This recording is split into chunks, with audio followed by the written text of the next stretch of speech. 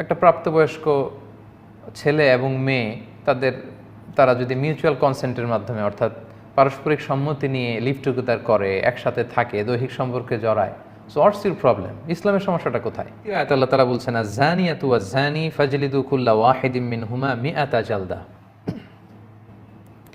ব্যভিচারিণী এবং ব্যভিচারী অর্থাৎ যারা জিনা করেছে, ব্যভিচারী নারী এবং পুরুষ, তাদের প্রত্যেককে মিআতা জালদা মানে 100 বেত্রাঘাত করতে হবে।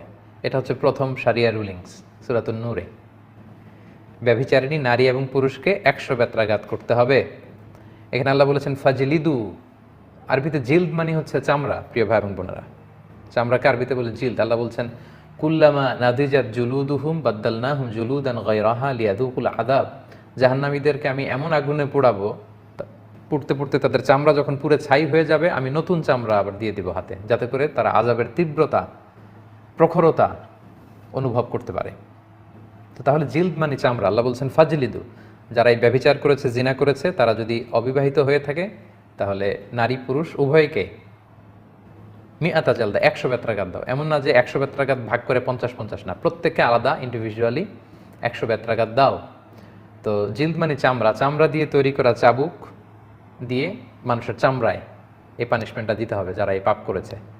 তার মানে বোঝা গেল এটা দিয়ে আবার গোশতে আঘাত করা যাবে না বা হাড্ডিতে আঘাত করা যাবে না, চামড়ার উপরে এই শাস্তিটা প্রয়োগ করতে হবে। এরপর আল্লাহ বলছেন ওয়ালা তাআখুযকুম বিহিমা রাফাতুন ফি দীনিল্লাহ, আল্লাহর এই দ্বীনের আহকাম বিধান বাস্তবায়নে তোমাদের আবার যেন মায়া পেয়ে না বসে যে কিভাবে 100টা বাড়ি মারবো, সে তো কাঁদবে, চিৎকার করবে। বিধানটা কিন্তু আল্লাহর, এটা খেয়াল রাখতে হবে। আমরা আমাদের নিজেদের যত ভালোবাসি তার চেয়ে আল্লাহ আমাদের বেশি ভালোবাসেন। তো আমাদের মনে যেন আবার মায়া পেয়ে না বসে, ইনকুম কুনতুম মিনুনা বিল্লাহি ওয়াল ইয়াউমিল আখির, তোমরা যদি আল্লাহ বিশ্বাসী হও, আখিরাতে বিশ্বাসী হও, তাহলে তাদেরকে শাস্তি প্রয়োগে তোমাদের হৃদয়ে যেন কোনো কোমলতা না আসে, কারণ এটা বিধানটা আল্লাহর। ওয়াল ইয়াশহাদা আযাবাহুমা তাইফাতুম মিনাল মুমিনিন, আর এই পানিশমেন্ট যে দেয়া হচ্ছে, এই শাস্তি, এটা ঘরে ঢুকিয়ে দিলে হবে না, এটা মানুষের সামনে দিতে হবে, বাজারে, ওপেন প্লেসে, ওপেনলি দিতে হবে। হয়তো সম্মানিত সম্ভ্রান্ত বংশের কোনো ছেলে বা মেয়ে ব্যভিচারে ধরা পড়েছে, এখানে পার্শিয়ালিটি করা চলবে না, যেহেতু আল্লাহর আইন। ইসলামী রাষ্ট্র ব্যবস্থা থাকলে কিন্তু এটাই হতো, হাজারো মানুষের সামনে এই শাস্তির বন্দোবস্ত করা হতো, ফলে পরে এই পাপের দিকে যাওয়ার সাহসী কেউ পেত না। ইসলাম পাপের সব রাস্তাকে এইভাবেই বন্ধ করতে চায়। তো এটা লুকিয়ে দেয়া যায় না, ঘরের ভেতরে 2-4 জনের সামনে না, এটা হাজার হাজার মানুষ দেখবে, যাতে করে পাপী অপদস্থ হয় এবং অন্যান্যরা এখান থেকে ওয়ার্নিং পায়, সতর্ক হয়। সম্মানিত ভাইয়েরা, এখানে ফর্নিকেশনের কথা বলা হয়েছে, অর্থাৎ অবিবাহিত কোনো নারী পুরুষ যদি ব্যভিচার করে, তাদের শাস্তি হচ্ছে 100 ল্যাশেস, 100 বেত্রাঘাত। আর বিবাহিত যদি কেউ করে, তাহলে তাদের শাস্তি হচ্ছে প্রস্তরাঘাতে মৃত্যুদণ্ড, যদি 4 জন সাক্ষী এখানে থাকে, প্রত্যক্ষ সাক্ষী।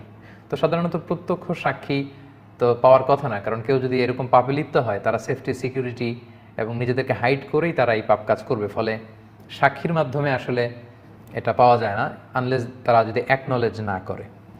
তো বিবাহিতদেরকে এত ডেথ পেনাল্টি, অবিবাহিতদেরকে 100 বেত্রাঘাতের কারণ হচ্ছে বিবাহিতদের তো পবিত্রভাবে হালাল পন্থায় যৌন ডিজায়ার এটা ফুলফিল করার সুযোগ আছে, তারপরেও কেন তুমি পরকীয়া করে এই পাপ সম্পর্কে জড়ালে, তাই এই শাস্তিটা ভয়ঙ্কর। আর যদি অ্যাডাল্ট্রি না হয়ে ফর্নিকেশন হয়, অর্থাৎ সূরা নূরের 2য় আয়াতে বেসিকলি ফর্নিকেশনের কথাই বলা হচ্ছে যে অবিবাহিত নারী পুরুষ যদি এই পাপ কাজে জড়িত হয়, লোক চক্ষুর সামনে খুব নির্দয়ভাবে তাদেরকে এই 100 বেত্রাঘাত করতে হবে, যাতে করে সমাজে এই পাপের দিকে কেউ আর পা না বাড়ায়। So now the question arises যে ইসলাম এই ব্যাপারে এত কঠোর কেন?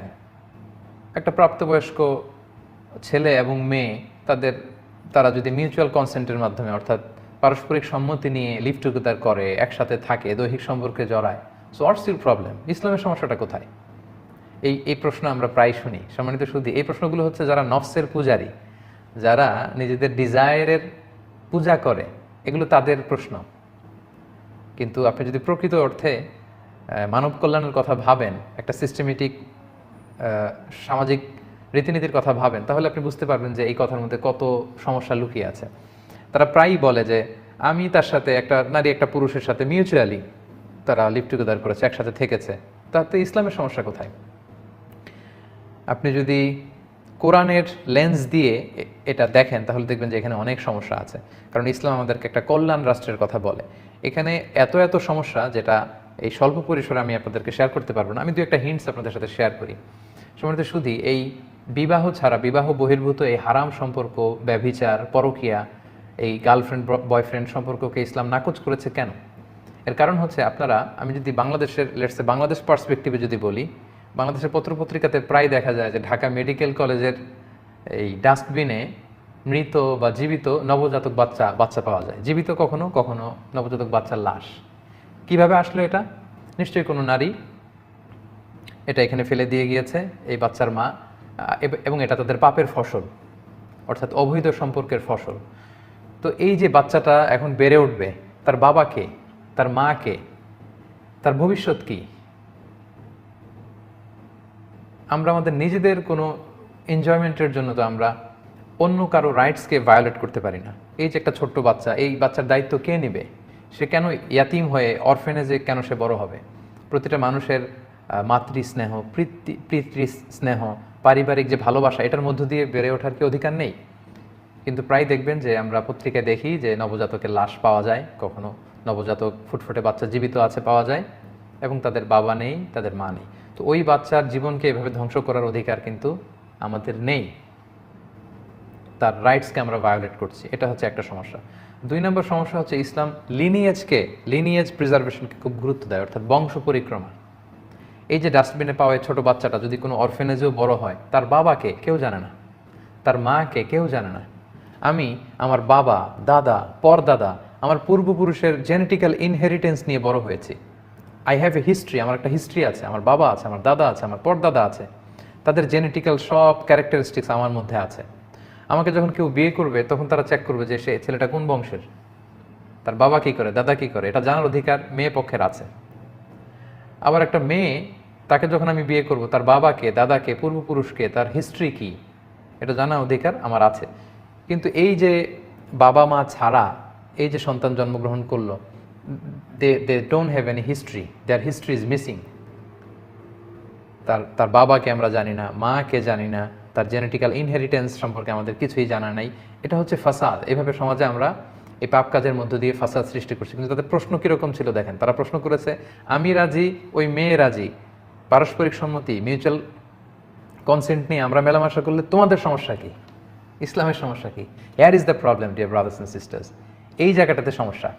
ইসলাম লিনিয়েজকে প্রিজার্ভ করে, ইসলাম হিউম্যান রাইটসকে নিশ্চিত করে, এবং ইসলাম বিয়ের মাধ্যমে একটা পবিত্র সম্পর্কে জড়াতে আমাদেরকে উৎসাহিত করে। প্রিয় সুধী, বিয়েতে দায়িত্বশীলতা আছে, বিয়ের মধ্যে সামাজিকতা আছে, বিয়ের মধ্যে পবিত্র ভালোবাসার বন্ধন আছে। কিন্তু এই যে বিবাহ বহির্ভূত এই জিনা, ব্যভিচার, এর মধ্যে কি এগুলো আছে? কিছুই নেই। তাহলে সামাজিক এই যে আদি ভালোবাসার প্রকৃতি, আদি দাম্পত্য জীবনের যে পদ্ধতি, যেটা আদম আলাইহিস সালাম থেকে শুরু করে আসছে, সমাজের এই প্রতিষ্ঠিত প্রাকৃতিক পদ্ধতিকে তারা ধ্বংস করে দিচ্ছে। এইভাবে আপনি যদি চিন্তা করেন, অনেক ধরনের সমস্যা আছে এই ব্যভিচারের ফলে, সুদূর প্রসারে এই সমস্যাগুলো দ্বারা। এজন্য ইসলাম এই জিনাকে, ব্যভিচারকে একটা কগনিজেবল অফেন্স, অর্থাৎ রাষ্ট্রের হস্তক্ষেপযোগ্য একটা অপরাধ হিসেবে কনসিডার করে। আই রিপিট, প্রিয় ভাই এবং বোনেরা, ইসলামী রাষ্ট্র এই ব্যভিচারকে কগনিজেবল অফেন্স, অর্থাৎ এটা হচ্ছে রাষ্ট্রের হস্তক্ষেপযোগ্য একটা অফেন্স, অপরাধ, যেটা রাষ্ট্র এটাকে শাস্তি দিতে পারে। এবং সেজন্য আল্লাহ তাআলা শাস্তি বাতলিয়ে দিয়েছেন যে আয-যানিয়াতু ওয়াজ-যানি ফাজলিদু কুল্লা ওয়াহিদিন মিনহুমা মিআতা জালদা। তবে এটা খেয়াল রাখতে হবে যে এটা আপনি এই শাস্তি দিবেন না। আপনি দেখেছেন পাপ করেছে, আপনি শাস্তি দেওয়ার কেউ নন। It's not your business. এটা দেবে ইসলামী রাষ্ট্র। ইসলামী রাষ্ট্র যদি থাকে, এবং সেক্ষেত্রে 4 জন সাক্ষীর কথা বলা হয়েছে, প্রিয় ভাই এবং বোনেরা, এই ব্যাপারটা কিন্তু খুবই সেন্সিটিভ। 4 জন মিলে দেখেছে যে 2 জন নারী পুরুষ এক ঘরের ভিতরে ঢুকেছে, না, কিছুই প্রমাণিত হয় না। দেখেছেন যে তারা নেকেড হয়েছে, না, কিছু প্রমাণিত হয় না। আরও কিছু দেখেছেন, প্রমাণিত হয় না। ইসলাম বলে একটা সুরমাদানি থেকে, সুরমাদানির ভেতরে ঢুকিয়ে সুরমা নেওয়া হচ্ছে, ইন অ্যান্ড আউট করা হচ্ছে সুরমাদানি থেকে। এরকম প্রত্যক্ষদর্শী যদি 4 জন পাওয়া যায়, এবং তারা যদি কোর্টে এসে সাক্ষী দেয়, তাদের আলাদা আলাদা উইটনেস নেওয়া হয়, প্রত্যেকের কথা যদি মিলে, তাহলে শাস্তি দেওয়া হবে। আর তা না হলে তাদের প্রত্যেককে 80 বেত দেওয়া হবে। আপনি চাইলেই কারো ব্যাপারে এরকম অপবাদ ছড়াতে পারেন না। সত্যিও যদি কেউ ব্যভিচারে লিপ্ত হয় আর 4 জন সাক্ষী পাওয়া না যায়, ইসলামী রাষ্ট্র কিন্তু তাদেরকে শাস্তি দিবে না, কারণ এটা অনেক বড় একটা পানিশমেন্ট, প্রিয় ভাই এবং বোনেরা।